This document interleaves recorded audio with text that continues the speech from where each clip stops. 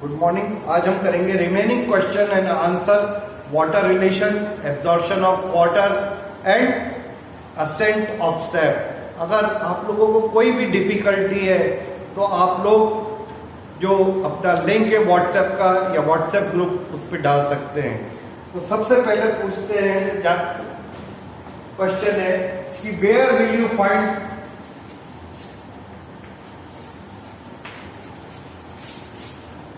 where will you find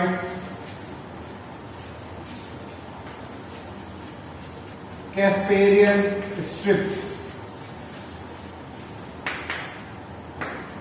answer है कि यह एंडोडर्मिस में पाया जाता है और इसमें थिकनिंग या स्थूलन किस चीज का पाया जाता है? इसमें सुबेरिन का थिकनिंग पाई जाती है। फिर रूट प्रेशर या मूल दाब क्या है? What is root pressure? Root pressure है, यह एक एक्टिव प्रोसेस है जो ट्रैकिड्स को हिंदी में कहते हैं वाहिकाएं, जिसमें रूट्स के मेटाबॉलिक प्रोसेस से उत्पन्न होता है। This is an active process develop in the tracheids due to metabolic process activity of the roots. अगर हम प्लांट टिश्यूज या प्लांट सेल्स में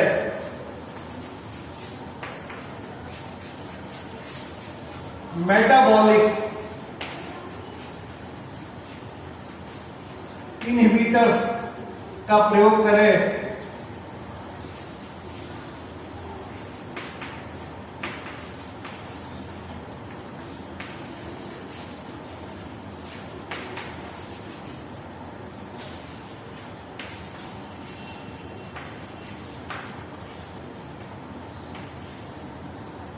और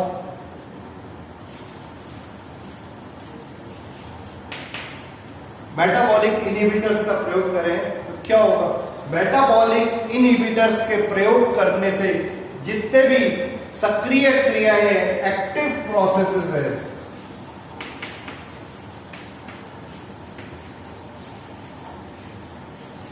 जिसमें जैविक कोशिकाएं या बायोलॉजिकल चीजें इन्वॉल्व होती है, वो स्टॉप हो जाएंगी।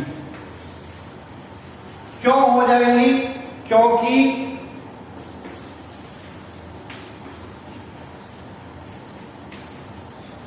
रेस्पिरेशन स्टॉप हो जाएगा। वाई? जो ऑक्सीडेटिव फॉस्फोराइलेशन है या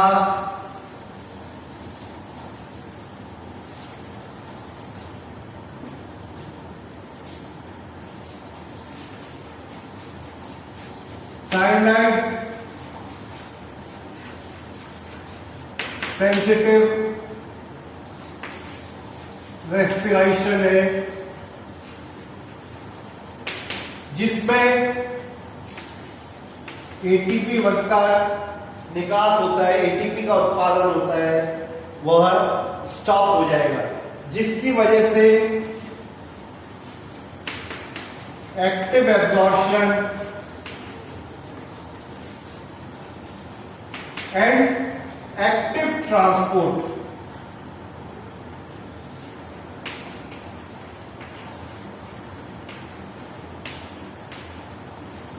किस किस चीज का इस दोनों में आएगा? वाटर एंड सॉल्यूट्स, ये दोनों स्टॉप हो जाएंगे बिकॉज इन दोनों में एनर्जी की जरूरत होती है। और ये एनर्जी कहां से मिलती है?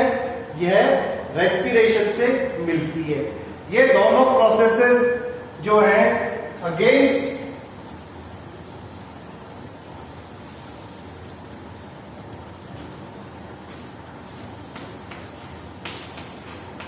प्रवणता के विपरीत होते हैं।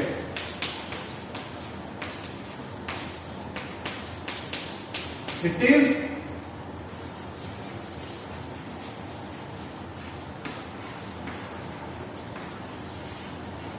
against the gradient which require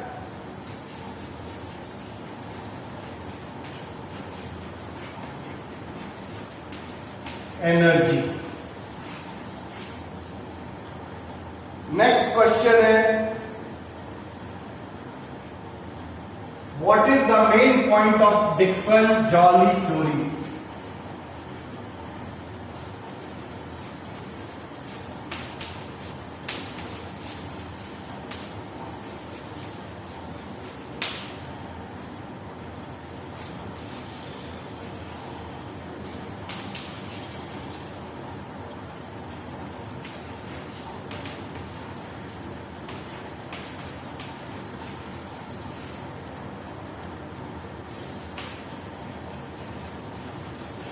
This Dixon-Joly theory explains the ascent of sap in the higher plants, and there are the 3 points. First of all,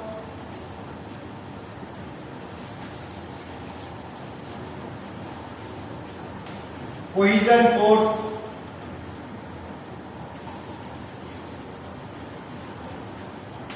Between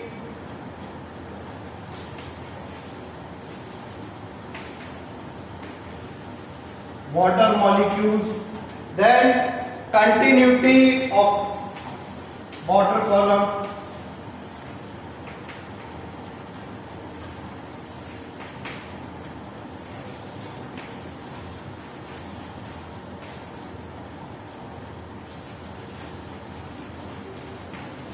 and third is transpiration pull.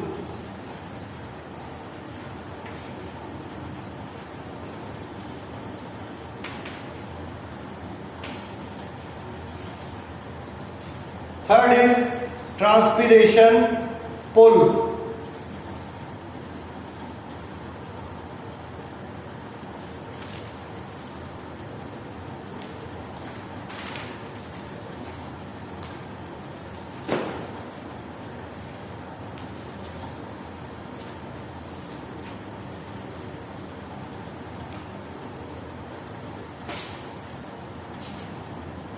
आपसे कभी कभी ये पूछा जा सकता है,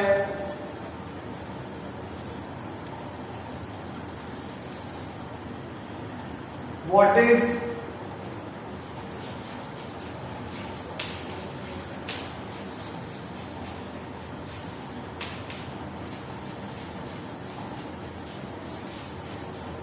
tensile strength?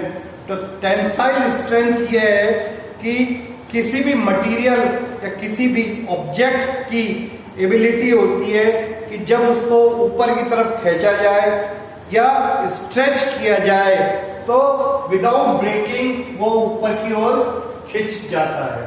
The ability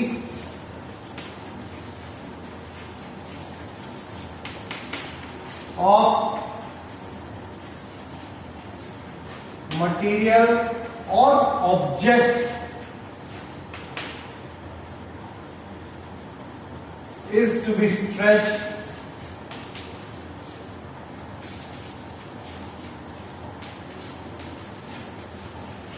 or pulled without breaking.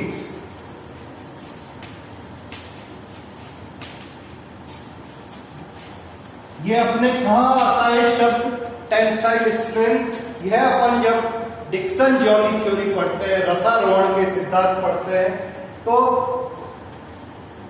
जल के दो चीजें पाई जाती है. एक तो जल में ससंजन बल पाया जाता है और एक असंजन बल पाया जाता है, यानी कि कोहेजन फोर्स और एक एडिशन फोर्स. ससंजन बल जो है एक ही मॉलिक्यूल, एक मटेरियल में समान अणुओं के बीच लगने वाला बल है. जैसे कि जल में जल के दो अणुओं के बीच लगने वाला बल ससंजन बल कहलाता है, जबकि आसंजन बल है एक तो वाहिनिका या वाहिका की भित्ति तथा ये सतह और एक जल के मध्य जो लगने वाला बल है वो कहलाता है एडिशन फोर्स या आसंजन बल।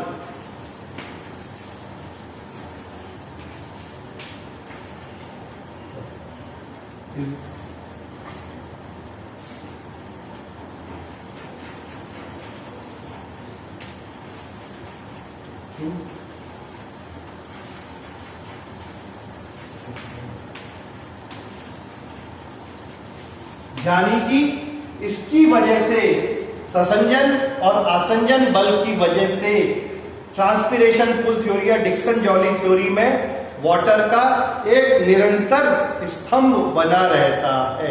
आपसे पूछा जाए आप अपने डेली लाइफ में कैसे बता सकते हो कि ये आसंजन बल है, तो आपके जब कभी चोट लग जाती है तो आप जब प्लास्टर लगवाते हो एडेसिव प्लास्टर, तो एक आपकी चमड़ी की सतह हो गई और एक प्लास्टर का अंदर वाला स्टिकिंग पार्ट हो गया, तो दोनों मिलके चिपक जाते हैं, तो वो कहलाता है एडिशन।